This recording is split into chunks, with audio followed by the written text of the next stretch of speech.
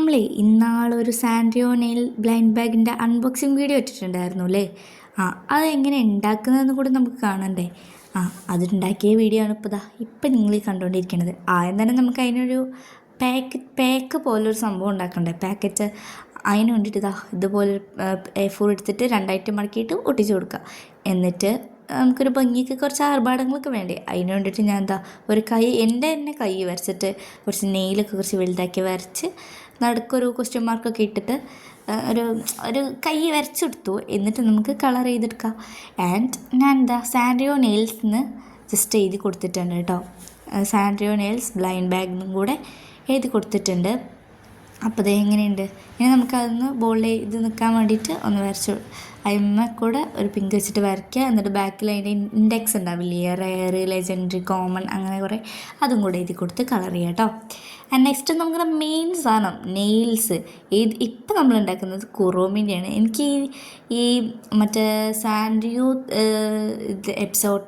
എപ്പിസോഡിൽ എനിക്ക് ആകെ അറിയുന്ന 2 ആൾ മാത്രമാണ്, 3 ആൾ മാത്രമാണ്. ഒന്ന് കുറോമി, ഹലോ കിറ്റി ആൻഡ് മറ്റേ മൈ മെലഡി. ഈ 3 പേരെ മാത്രമേ എനിക്കറിയുള്ളൂ.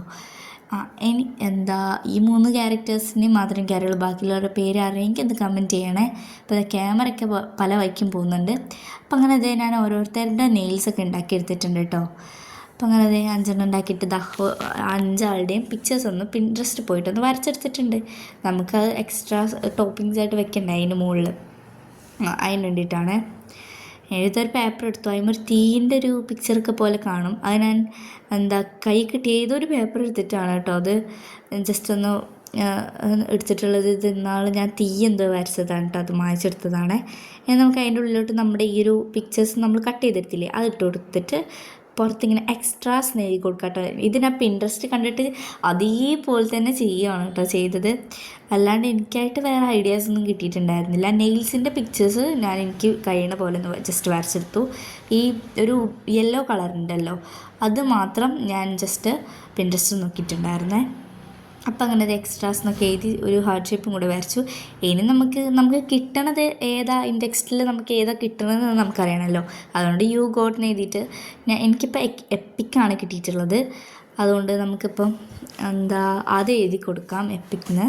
അപ്പോൾ ഞാൻ അങ്ങനെ അതൊക്കെ എഴുതി കൊടുത്ത് കളർ ചെയ്തെടുത്തിട്ടുണ്ട്. ഇനി നമ്മുടെ നെയിൽസ് വെക്കാൻ വേണ്ടിയിട്ടൊരു ഇതുണ്ടാക്കിയിട്ട് അതിന്മേൽ ഇങ്ങനെ ഒട്ടിച്ച് കൊടുക്കാൻ കേട്ടോ ചെയ്തത്. ഇനി നമുക്ക് എല്ലാം കൂടെ അതിൻ്റെ ഉള്ളിലോട്ട് കുത്തി തിരികെ വെച്ച് കൊടുക്കാം. അത് സിമ്പിളാണ് കേട്ടോ അത് ഉണ്ടാക്കാൻ വേണ്ടിയിട്ട്.